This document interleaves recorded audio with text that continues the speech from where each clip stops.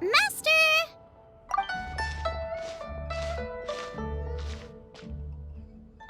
Oh! Hello, Xiangling. Madam Ping is Xiangling's master? I did not expect that. Master, how are you keeping these days? Are you well? Oh, very well, thank you. What a surprise it is that you all had the time to come and visit me today.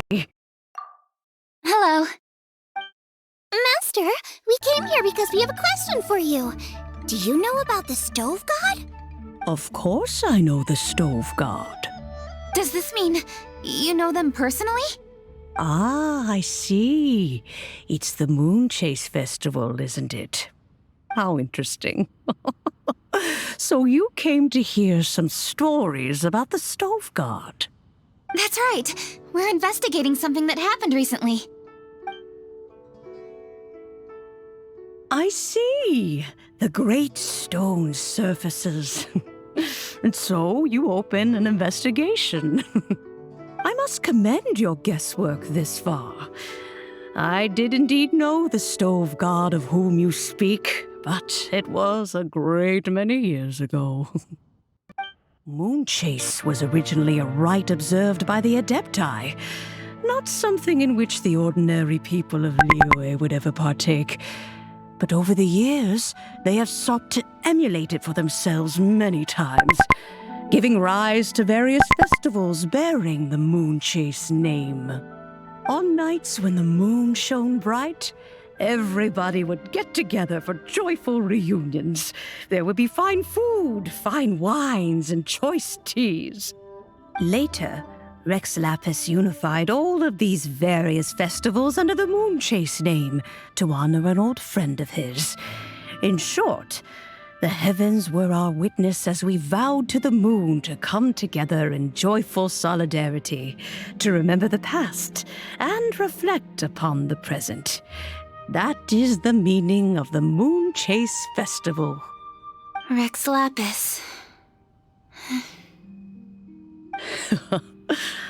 That friend made many contributions to Liyue, and Rex Lapis would not have them go unrecognized. Turning this season into a commemoration of his old friend was also a way to honor that friendship. I can only presume that the Stove God Festival was one of the many subsumed into the Moonchase Festival. In the hands of Rex Lapis, our nation's traditions were faithfully upheld. It is to their detriment that we must now be the ones to inherit this duty. Ah, Kuching, I simply won't allow you to be so down on yourself. Nothing would delight Rex Lapis more than to know that those who follow in his footsteps continue to value these traditions and are working tirelessly to do them justice. Thank you. Lady Kuching! Huh? Lady Kuching, Lady Ningguang wishes to speak with you. Ningguang's looking for me? Must be important. Please excuse me, everyone. If I'm not back soon, you'll find me at Ningguang's office.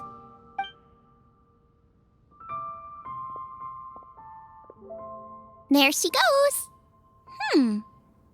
Kaching's a lot more serious when she's got her work face on. Do you want to know who Rex Lapis's friend was? Oh, Paimon does! Yes, precisely. There are few genuine coincidences in the world. The story of the Lost Festival and the old friend are indeed one and the same. The Stove God was a good friend of mine, too. What a pity it is that the god is now gone both from the world and from people's memories.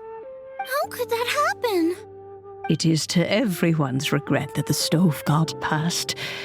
But gods cannot be fully destroyed, and we made a pact to wait until the land became fruitful once more. For perhaps the Stove God would then return, albeit in a new form. Really? Master, you must miss the stove god a lot, right? From the way you talk about it all, it sounds like you were the best of friends. Yes. Thinking back on it all, there are many fond memories. I'm pleasantly surprised to find that Kuching is investigating this. She is a tenacious child, and anything she sets her mind to, she will diligently pursue. It warms my heart and makes me want to give her a helping hand. Unfortunately, however, I cannot simply give her the answer, for the process is of great importance to her. Kuching's grandfather once researched the stove god, and now she follows in his footsteps.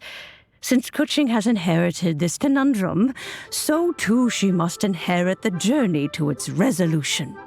You knew Kuching's grandpa?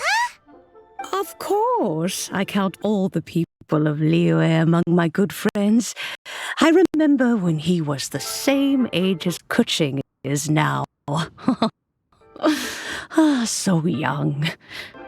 Grandparent and grandchild are definitely made from the same mold, both diligent enough to take on anything and bold enough to see it through to the end. I like to think of liyue as my own little potted plant. I've watched it grow and blossom, and it grows more beautiful all the time. In the blink of an eye, the buds of yesterday are in full bloom today. It's wonderful to see. For new blossoms must bloom on the branches if the tree is to remain evergreen and ever young. My dears, you are absolutely right to focus your investigation on the stone. It is, as you suppose, the lost statue of the stove god, and within it lie all the answers that you seek. I should like to see the stone for myself if you would lead me to it. Perhaps the truth will emerge even as we watch on.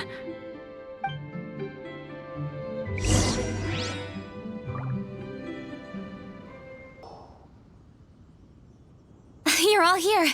I was just about to send someone to fetch you. Kuching, has the stone undergone any changes? A crack has appeared in one corner, but we still can't tell what's inside. What happened? Did someone chip it while no one else was looking? More likely a natural occurrence. Our weapons have had no effect on it. How would a natural occurrence crack it open? This is because the stove god draws power from the actions of the masses. The heat of a busy kitchen, the joy of a reunion. Keep up the good work, and the truth will rise to the surface soon enough. All the books say the stove god is the deity of food. So is the stone opening up because everyone's cooking for the festival? Statues draw power from their people. So, if the stove god has dominion over cooking, could it be that the passion people put into their cooking gives power to the stove god? Ningguang and I chose Feast of the Bounteous Land as this year's theme, and now every chef signed up for the competition is busy preparing. Paimon's theory is not an unreasonable one. Plus, a lot of families have reunion feasts around this time. With everyone back home, the whole city's bustling with people, and that adds a lot to the festive atmosphere.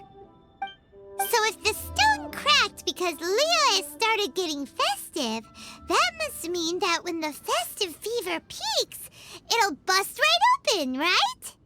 That's gotta be it, right, Master? Well, we'll have to see then, won't we? Okay, the fact that cooking is involved gives us a perfect opportunity.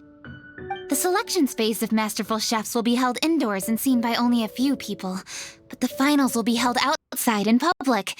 Everyone who wants to will be able to come and watch it. The atmosphere will be incredibly lively, no question. And when the finals end, boom! We'll get to see who the stove god really is, right? It's definitely a possibility. Well, I've already signed up, so I should be able to help. Yes, for a chef as accomplished as yourself, getting to the finals should be a breeze. All this talk of cooking competitions is making Paimon hungry. Oh, Paimon can't wait. It'd be great if Paimon could take a nap and then wake up when it's the finals.